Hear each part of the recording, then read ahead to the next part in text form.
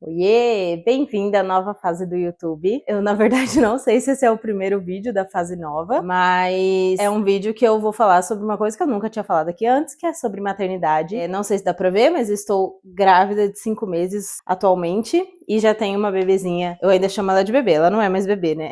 Porque ela já tem 2 anos e pouco, mas acho que eu queria conversar justamente sobre as vantagens e desvantagens de viver uma maternidade tão nova. Eu me considero nova, então eu tive a Aurora, eu tinha 24 anos, e o José vai nascer, eu ainda vou ter 26. Então é um gap aí só de 2 anos entre eles. E como tudo na vida, tem pontos positivos e negativos. Então, algumas vantagens. E eu vou olhar para o meu caderninho, que é onde eu anoto os temas de vídeo que eu quero falar, enfim. Então, eu vou fazendo uma colinha, tá bom? Mas algumas vantagens que eu pensei. Tem um ponto da questão física que é inegável, assim.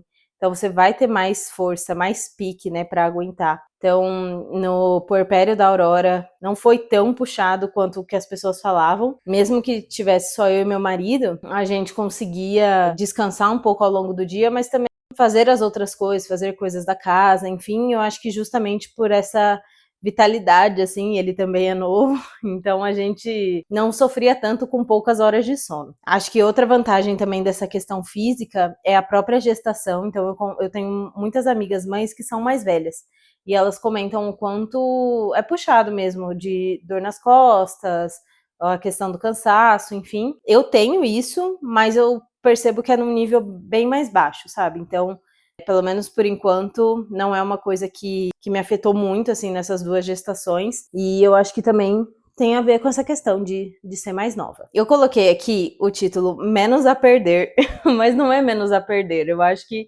seria menos a comparar, porque a gente teve a Aurora muito novos, né, tanto eu quanto meu marido. A gente queria engravidar, então tanto que eu engravidei na lua de mel, e então a gente tinha pouco tempo de casado e pouco tempo de vidas. Então não é que eu tenho várias experiências assim para comparar o antes e depois da Aurora. Muitas coisas eu tô vivendo pela primeira vez agora, já sendo mãe. E eu acho que isso ajuda muito, assim, principalmente nessa questão. Eu estudo bastante sobre depressão pós-parto, enfim, por conta do meu TCC, umas coisas da faculdade. Muitas vezes essa comparação com quem a gente era, ela pesa muito, porque parece que você antes tinha mais liberdade, você era até mais feliz, assim, porque você realmente conseguia.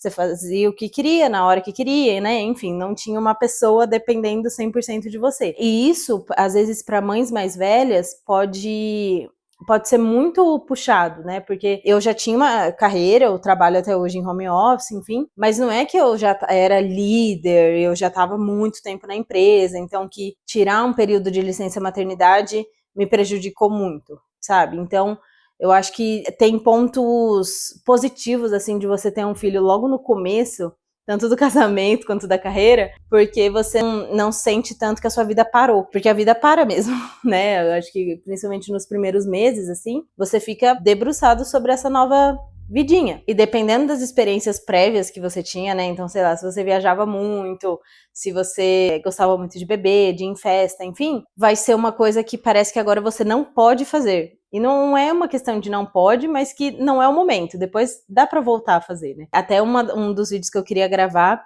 me falem aqui se você acha legal essa ideia de viajar sem filhos, que eu e meu marido, a gente já viajou algumas vezes, sempre foram vezes muito curtinhas, mas eu vejo o quão bom e o quão legal isso é pro relacionamento. Então, assim, você vai começar a fazer essas coisas, mas vai demorar um pouco mais. É óbvio que eu não viajei quando a Aurora tinha meses, assim, ela já tinha quase 1 ano. E eu acho que nesse ponto entra até a questão do relacionamento, né? Então eu comentei que eu engravidei na lua de mel, então não é que a gente tinha a gente só começou a morar junto depois do casamento. Então pensa, a gente não tinha uma base de como era o nosso relacionamento casados sem um bebê, porque 2 semanas depois eu já descobri que eu tava grávida. Então meio que sempre foi já nós 3, assim, vivendo esses primeiros meses de casado, já pensando, né, tá, já vai chegar um bebê, o que a gente vai fazer na adaptação, mudar de casa, enfim. É um ponto que às vezes até muitos casais têm essa dificuldade, porque antes eles tinham uma rotina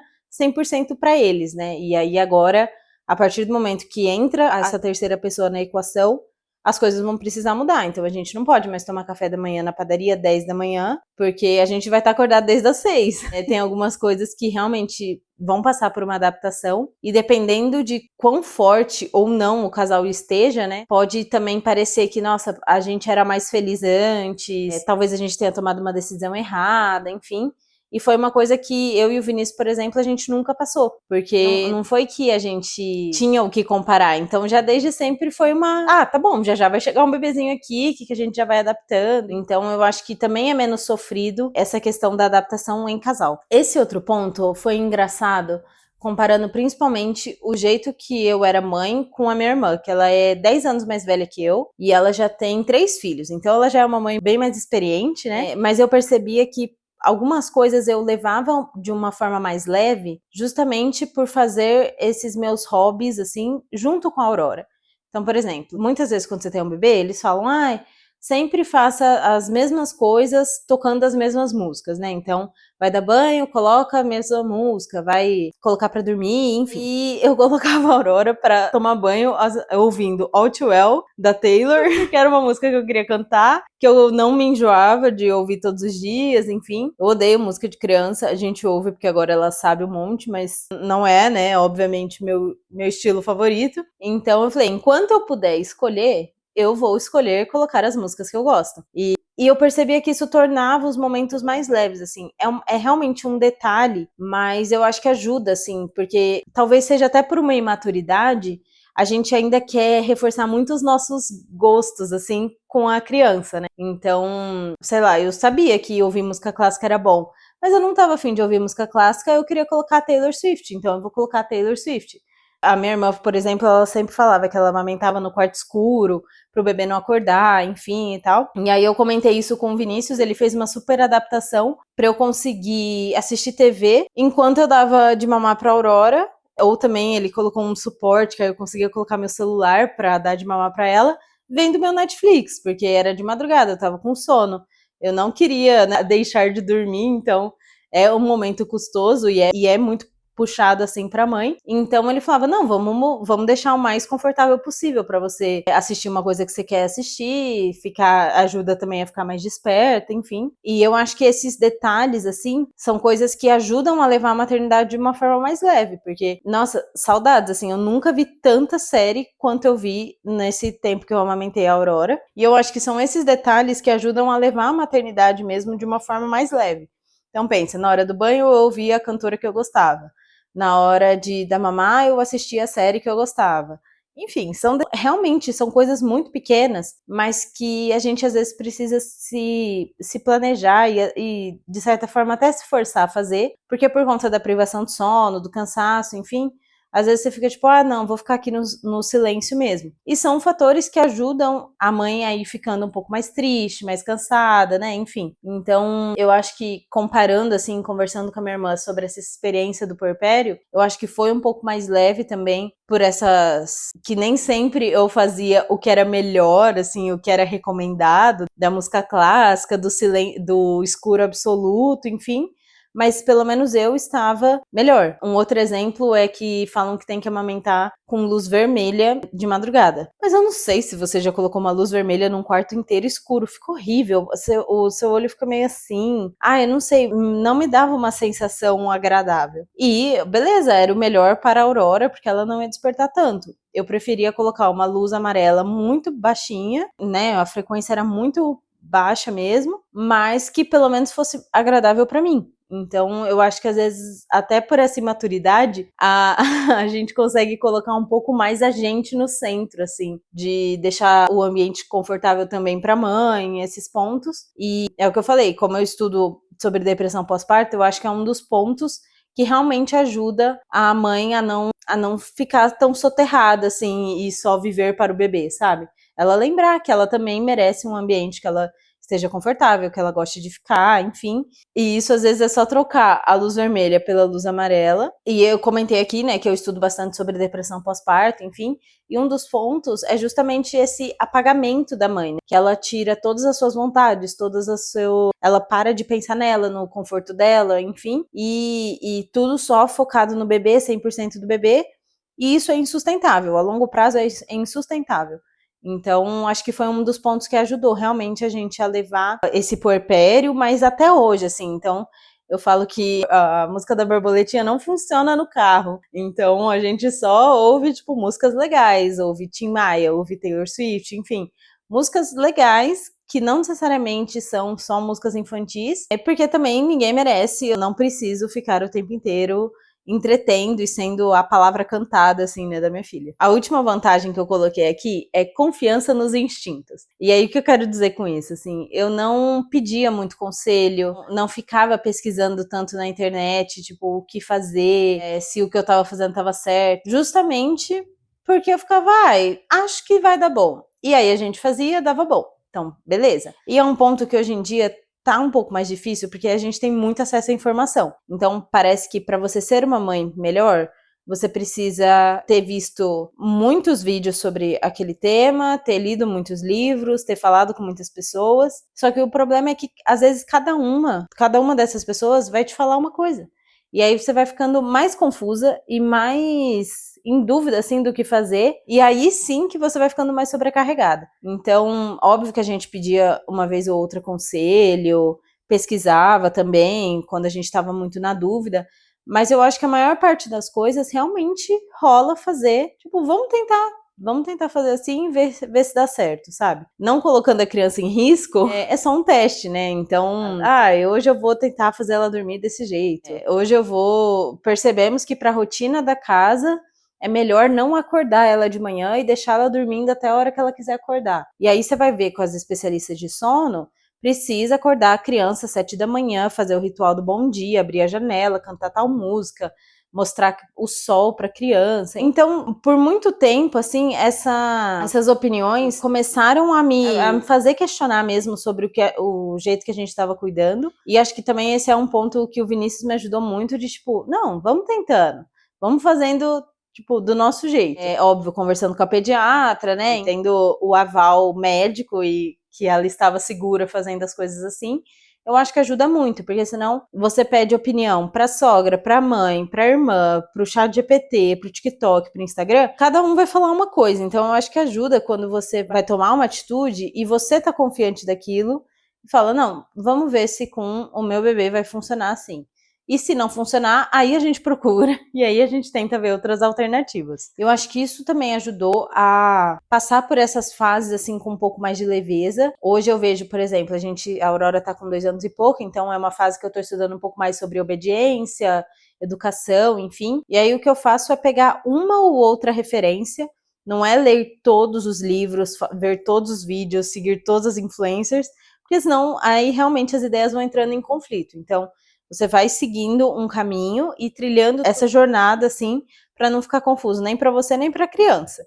E eu acho que também isso ajuda, até, mais uma vez, voltando no ponto da gente se sufocar, assim, pela maternidade, né? Quando você só lê sobre maternidade, só segue perfis de maternidade, só ouve podcast de maternidade, parece que você não é mais nada além de mãe. Parece que depois que seu bebê nasceu, agora você só é mãe. E isso é muito ruim, assim. A gente realmente precisa fomentar essas outras áreas, né? A área intelectual, a área do trabalho, das amigas. Esse ponto de não ouvir tantos conselhos e de não ficar pesquisando tanto sobre tudo, ajuda até nisso, nessa questão do próprio consumo de conteúdo. Nem tudo que eu vou fazer, ou falar, ou ouvir é sobre maternidade. E tá tudo bem. Então agora bora falar sobre as dificuldades de ser mãe jovem. É um ponto que não dá para negar, é a imaturidade. Eu acho que não só o que a gente percebe, assim, de, nossa, não estou sendo madura nesse ponto, ou não tô conseguindo ver isso com um pouco mais de maturidade que a situação precisava,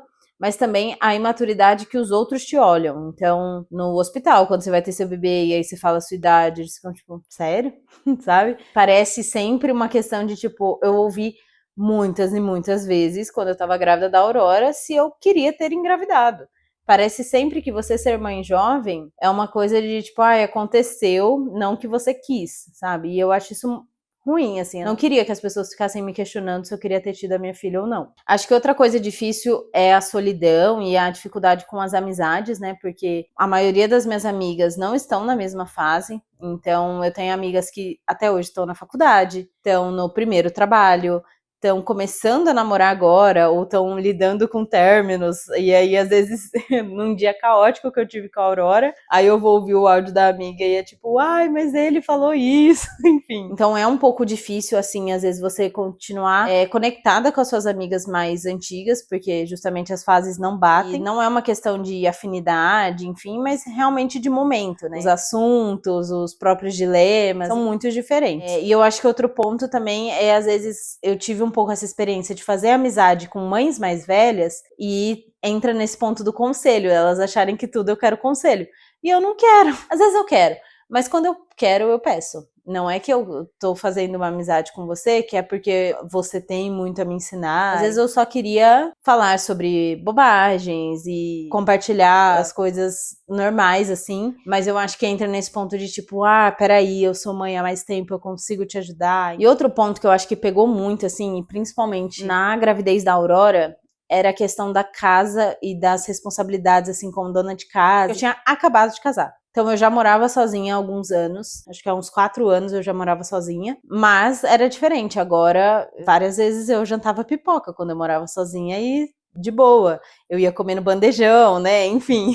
E aí agora, todo dia tinha que ter almoço, jantar na casa, fazer salada, né? Umas coisas que, às vezes, quando você mora sozinha, você não faz. E aí eu acho que calhou justo com essa questão da mudança, né? Então, de morar sozinha para virar dona de casa e conciliar também com o trabalho, com as outras coisas que eu fazia. E nessa época, por exemplo, eu ainda tinha que ir na faculdade assistir aula, então era realmente puxado. Com as demandas da própria gestação. Então, da gestação da Aurora, eu passei muito mal. E aí eu não entendia que o que eu não estava conseguindo fazer não era porque eu era uma dona de casa ruim, porque eu não conseguia, que eu nunca ia conseguir ter uma casa organizada.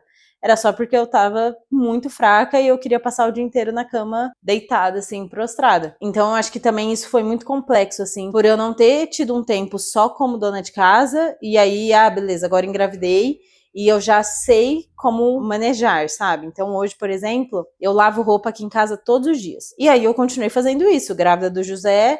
Quando o José nascer, eu vou continuar fazendo. Provavelmente eu vou ter que aumentar mais de uma máquina por dia. É diferente, assim, hoje, 2 anos depois, né? 3 anos de casado, no caso, eu sei das dinâmicas aqui em casa que funcionam melhor. E como eu tive a Aurora já logo no embalo, assim, chegamos da lua de mel, eu já tava grávida, foi muito difícil, assim, entender o que eu não sabia fazer pro que eu não conseguia por conta da minha condição mesmo, que eu tinha que pedir ajuda pro Vinícius. E até hoje, comparando, assim, né, com essa segunda gestação, primeiro que eu não tô passando tão mal, então acho que já é um ponto.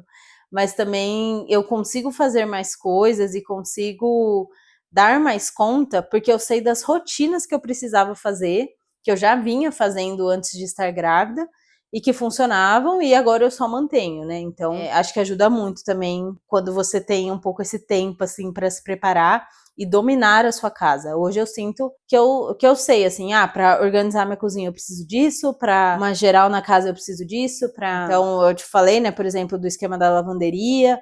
Então, são pontos que na gestação da Aurora isso pesou muito e chegou até, eu lembro de levar isso pra terapia, de tipo, nossa, eu não consigo cuidar da casa, assim, era uma coisa que me consumia muito, por mais que o Vinícius me ajudava e ele não tava nem aí, ele ficava tipo, a casa tá organizada, enfim.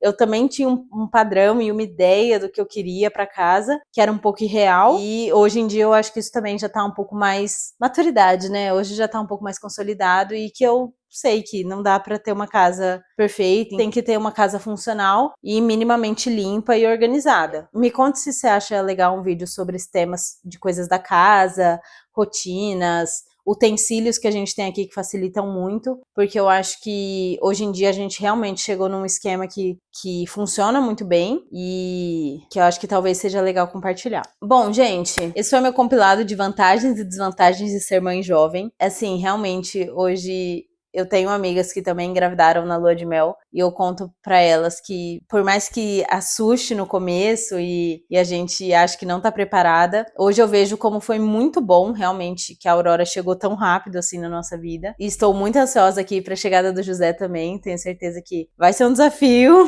a gente vai dar uma enlouquecida, mas depois vale muito a pena. Enfim, me conta se você achou esse vídeo legal, dá um joinha se você gostou, comenta aqui embaixo mais ideias de vídeos pra me ajudar, pontos que você achou legal do vídeo. E é isso, um beijo, até mais!